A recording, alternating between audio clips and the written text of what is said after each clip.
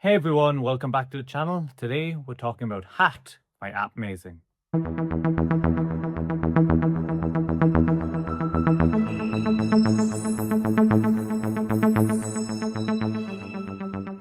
Hi everyone, welcome back. Appreciate you spending the time.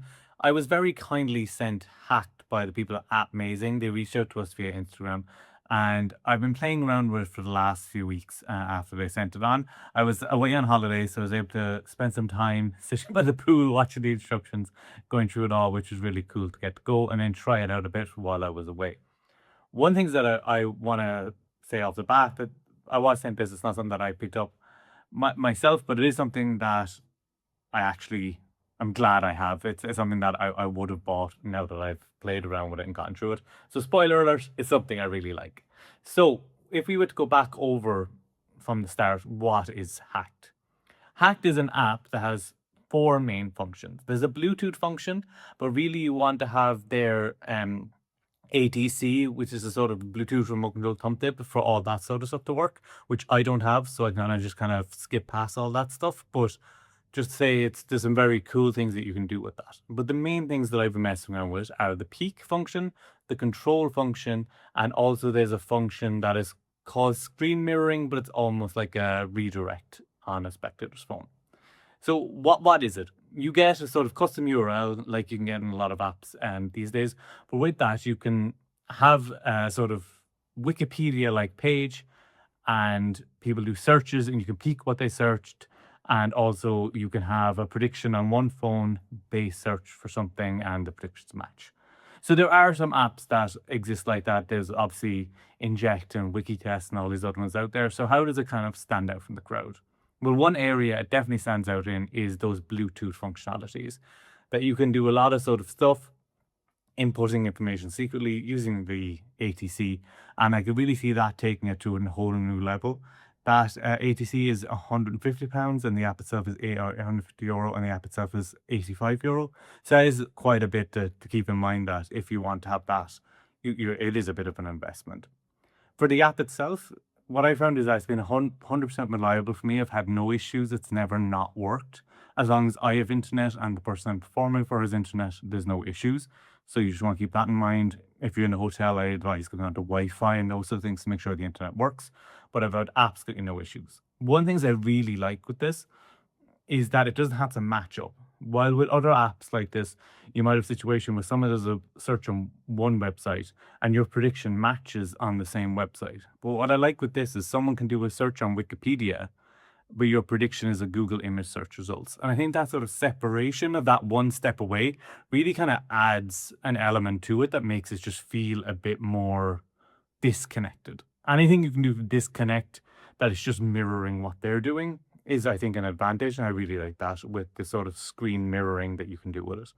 Also with control, there's some covert typing and things like that, which obviously have existed in other places, but it can be done really well here. Also with the peak.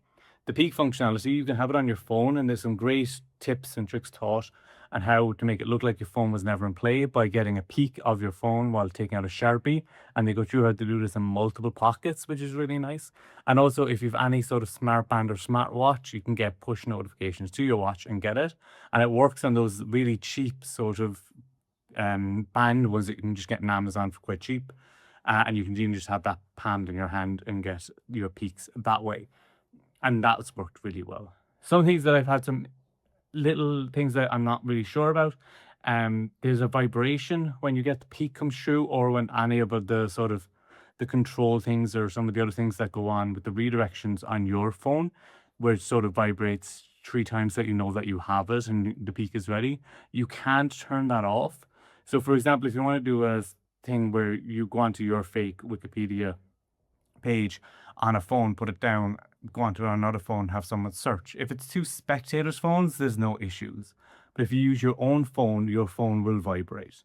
And that's something just to keep in mind. If you want to do the peak with your phone out on the table, it's going to vibrate and you can't turn that off unless you go into your system settings and turn it off from within your system settings.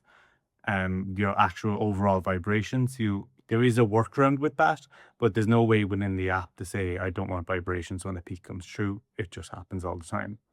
I have messed around with it and found some things. I'm using an iPhone, and I can turn off the vibration settings in the accessibility settings, and then it doesn't vibrate, and that's fine. And also, I found with some of the control or mirroring functionality, if I turn it back on but don't open the actual hacked app on my phone, I can do the screen mirroring on my own phone and it won't vibrate. But the second I open hacked, it will start vibrating again, yeah, even if I close it and that sort of stuff, unless I turn it off in settings. So that's just something to keep in mind that you want to do it.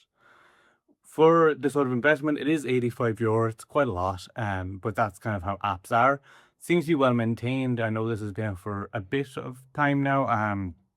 Just based on seeing other searches and stuff like that, that other people have reviewed this months ago and things like that. So it is definitely something that has been out a while, but it does seem to work very well. I haven't had any sort of issues or crashes with it when you get it. The one thing, it is created in Spanish, so like the URLs have Spanish extension at the end, which is fine for yourself in the shortened version. So that's just something to keep in mind. But when you open the app, it's not going to be in English immediately, but if you go into your profile, you can change the settings. You can change settings to English. With that, you get the instructions. Now, the instructions are available in English and in Spanish, but the English is dubbed, and it's one of those sort of auto dubbings that's done. So it's very robotic and very hard to listen to. The instructions are 2 hours long, so it is quite a lot to go through that with the sort of robotic dubbed English voice when you're going through it. So that was one of the hard things to get through, because there's quite a lot of instructions. You do need the 2 hours to get through everything, especially with all the Bluetooth stuff. So if you don't have the Bluetooth sort of thumb tip, you can just skip a lot of that section. And there's some stuff you can do with an assistant who isn't with you and that sort of stuff. So that's near the end of the instructions, so it's worth listening to that. But you can skip a lot of the Bluetooth stuff if you're not going to have the ATC thumb, and that can save a bit of time. I did listen to it also sped up, just I think at 1.5 or a 1.25 speed as I was going through it, just to try and make it easier to understand. It would be great to have more written instructions with it being dubbed. That would make it a lot better, so I can just read through it rather than having to always, anytime I forget something I want to double check, you've got to go back into the video instructions. Their little texts are there. So in each of the modes, there's an eye bubble that you click on. When you click on that, it gives you a quick sort of reminder of how this works and what you need to do. So that works fine. Just on the Bluetooth and the control, they work on sort of lists that you can have. So especially the Bluetooth ones, because you're kind of inputting numbers and stuff like that that can correlate to other things. So that works with the lists. With the control one, you select a list and then you can do the control from there, but they can be quite expansive and that sort of stuff, so you're not really restricted in the control as you are with the inputs on the numbers. And you can create your own, and there's some preloaded ones there as well. So that is my review of Hatch. I really like it. I'm going to be messing around with it quite a lot more. It's something that I've had quite a lot of fun with. It is similar to some other apps out there, but I do think it is bringing something new and some advantages that it has over some of its competitors. So if it's something that you're interested in, definitely check it out. I'd love to know your thoughts if you have it, or if you don't have it and you think about it. If you have any questions, comment them down below. Please subscribe to the channel. It really does help us out. We're trying to grow it. We're trying to get a few more eyes on it. We're hoping to get 1 million subscribers. Yeah, we're far away off that, but if you can subscribe, like the video, share it, it really would help us out. My name is David Peace. Thanks again for watching, and we see you again next time.